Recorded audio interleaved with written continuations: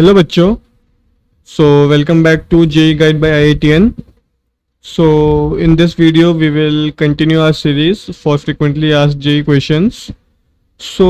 In this video na I'm going to solve two very important questions on coordination compounds.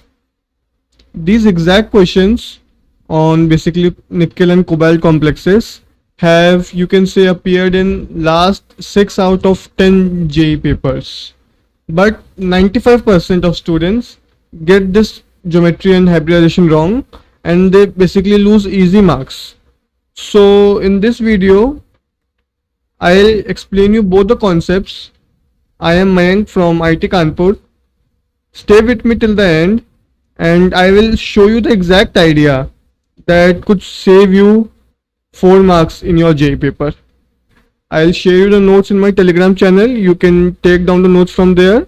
But first listen and let's start. So this question basically is about nickel complex. So this question is very much common in JEE because JEE asks you coordination compound questions in MCQ form. So they will basically give you 4 options and then they will ask you which is the correct option. So this question is very much common there. So basically here we are given two complexes. One is NiCN4 2 minus and other is NiCl4 2 minus. So let's start. So firstly let's calculate the oxidation state of nickel here. So nickel, let it be X. So X, you know that cyanide is -1, so it would be -4 and this is -2, so this should be equal to -2. तो यहाँ से अपने को क्या मिलता है, यहाँ से अपने को x मिलता है +2. सिमिलरली मैं इसमें भी कैलकुलेट करूँगा, इसमें भी सेम ही आएगी. x because Cl is -1 so it would B -4 equals -2, so you will get +2. अब क्वेश्चन यहाँ पे ये अराइज होता है कि in both the complexes nickel has +2 oxidation state but one is square planar and other is tetrahedral. Why so? एक square planar एक tetrahedral है, ऐसा क्यों? तो that is because of ligands.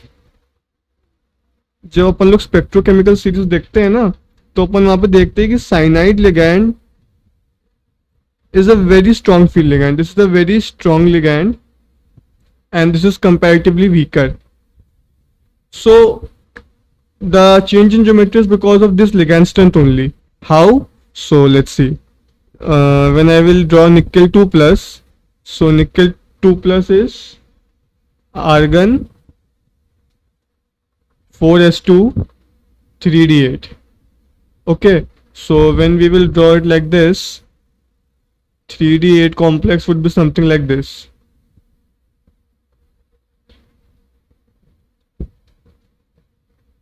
One, two, three, 4, 5, 6, 7, 8. Now let's first talk about CN ligand. So CN is a strong field ligand. So strong field ligand क्या करते हैं ना, strong field ligand इन दोनों इलेक्ट्रॉन्स की जो सिंगल, इन दोनों की pairing करवा देंगे. सो पेयरिंग करवाने से क्या होगा कि ये वाला जो इलेक्ट्रॉन है ये यहाँ पे आ जाएगा. मतलब it would be something like this. This electron will jump from here to here. So यहाँ पे पेयरिंग हो जाएगी और ये वाला जो आपका डी ऑर्बिटल है ना, ये एम्प्टी हो जाएगा. ठीक है. अब now you want 4 CN minus ligands. So बाहर से जो 4 CN लिगैंड आएंगे, they will comprise one here, 1 4s and we will draw 4p also. So जो बाहर से CN लिगैंड आएंगे ना, वो एक जाएगा इस 3d ऑर्बिटल में, 1 would go to 4s and 2 would go to 4p. So it would be something like 1d 1s and 2p. So it would form dsp2 hybridization which is our square planar. समझ में आया? This is just because of the ligand strength. मतलब cyanide की ligand strength इतनी strong है कि उसने electrons की पेयरिंग करवा दी. उससे क्या हुआ, अपना एक डी सबशेल खाली हो गया. इस चक्कर में जो 4 साइनाइड थे उसमें से एक cyanide item will go to 3d, one will go to 4s and the next two will go to these two p orbitals. So hybridization is dsp2. अब यही चीज Cl4 माइनस में कैसे होती है? Cl4 माइनस में क्या होगा, उस केस में भी मैं ये लिखूंगा Na2 प्लस की जो हाइब्रिडाइजेशन होती है that would be argon 4s2 3d8। But उस केस में क्या होता है ना, जो मेरा Cl माइनस लिगैंड है वो वीक फील्ड लिगैंड है। सो it would be like this only, 1 2 3 4 5 6 7 8। So Cl minus is the weak field ligand. This is a weak field ligand. So वो क्या करता है ना, वो इन दोनों की पेयरिंग नहीं करवा पाता है। यहाँ पे पेयरिंग नहीं हो पाती है, pairing is not possible. Why? Because Cl minus is the weak field ligand. तो जो बाहर से अपने पास चार साइनर आते हैं ना, उन चारों को 4s और 4p में जाना पड़ता है। मतलब this is your 4s and this is your 4p। सो चार sp में ही जा पाएंगे। Y so? बिकॉज ये जो आपका डी ऑर्बिटल है ये खाली नहीं हो पाता, क्योंकि जो Cl माइनस है वीक फील्ड लिगैंड है, वो इनकी पेयरिंग नहीं करवा पाता। तो इस चक्कर में जो अपना अब हाइब्रिडाइजेशन बनेगा that would B sp3 just because of the ligand strength. And ये अपने को वेरी वेल पता ही है कि sp3 अपना टेट्राहेड्रल होता है। ठीक है, तो मेजर कॉन्सेप्ट ये था, मतलब अपने को यहाँ पे जो प्रॉब्लम है that is because of ligand field strength. Cl minus weak field ligand है and CN4 minus is a strong field ligand. So उस चक्कर में अपना NaCN4 2 minus the square planar and NaCl4 minus is tetrahedral. So ये वाला question आप JEE mains में तो इजीली एक्सपेक्ट कर सकते हो, एडवांस में भी एमसीक्यू में this question comes many a times, so this is a quite important one. ठीक है, so now let's move on to next question. But before moving on, if this question cleared your doubts and gave you perspective on how to solve this question, then just hit the subscribe button below right now and the bell icon. Why I am saying so is because I'm going to upload more such frequently asked content in my upcoming videos, and you can easily expect 3 to 4 videos every week. So if you don't want to miss any such concept, any such frequently asked videos, so hit the subscribe button and also hit the bell icon. So जो अपना next question है ना, this question will also clarify major of your doubts, because in this question we will learn IUPAC naming, how to calculate oxidation state, magnetic behavior and hybridization. और सबसे खास बात ये है कि निकेल और कोबाल्ट के ये जो दो कॉम्प्लेक्सेस है, these two complexes are asked many a times in both JEE Mains and JEE Advanced. So ये क्वेश्चन थोड़ा सा इंपॉर्टेंट हो जाता है उस पर्सपेक्टिव से भी। सो अपन लोग अब इसको देखते हैं। तो इस क्वेश्चन में खास बात क्या है, इसके IUPAC नेमिंग वैसे तो सिंपल है, लेकिन इसमें एक जगह बच्चे कंफ्यूज होते हैं कि जो आपका NH3 है, you must be knowing that this is your amine, but since there are 4, so it is tetraamine. Cool. And similarly Cl is chlorido ion, but since there are 2 Cl, so it would be dichlorido. So यहाँ पे IUPAC naming में एक झोल क्या होता है कि बच्चे कंफ्यूज जाते हैं इसमें कि T से नेमिंग करनी है कि A से नेमिंग करनी है। सो इस पॉइंट को हमेशा याद रखना कि अपने को हमेशा लिगैंड का नाम देखना है अल्फाबेटिकल ऑर्डर के लिए। That is we would see amine and chlorido. We will not name it on basis of T and D. T and D are just prefixes. इसको अपने को fully ignore करना है। So इसका जो IUPAC नेम होगा that would be tetraamine dichlorido cobalt. In bracket we will write the oxidation state. So let's calculate the oxidation state. So oxidation state would be, let it be X, and ammonia is 0, then chlorine is -2. So this whole complex has a +1 oxidation state because Cl -1 is outside. So this should be equal to +1. So X is equal to +2 +1, which is equal to +3. Okay, so oxidation state is +3. Chloride.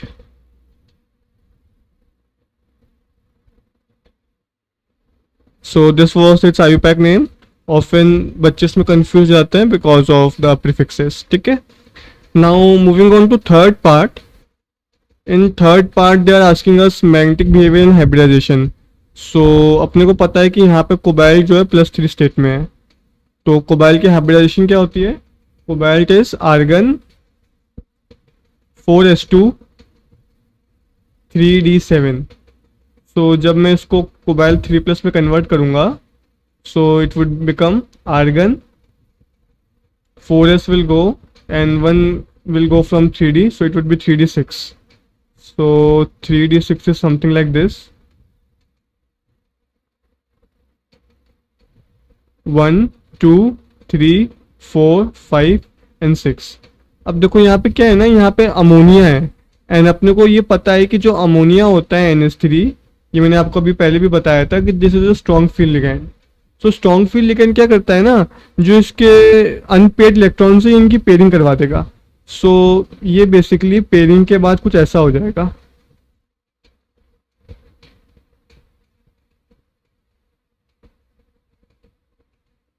One two three and जो ये 4 5 ये थे ना, सो जो ये दोनों है ना, ये दोनों, ये वाला और ये वाला, ये पेयर हो जाएंगे. So this will come here and this will come hair.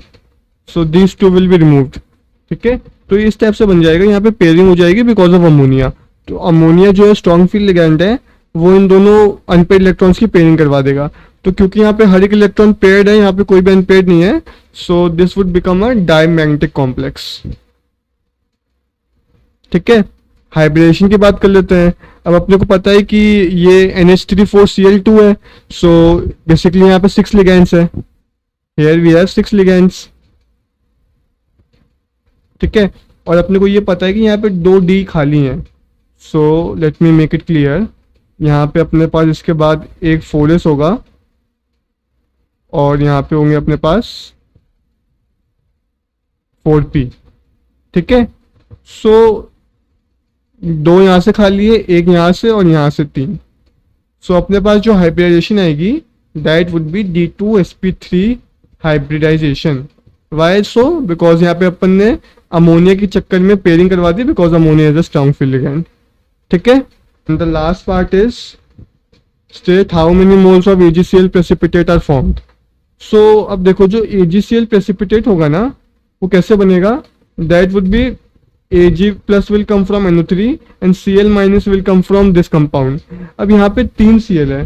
तो मेन चीज ये होती है कि जो अंदर वाले Cl होते हैं ना, कोऑर्डिनेशन कंपाउंड के जो अंदर होते हैं, दैट आर नॉन आयनाइजेबल.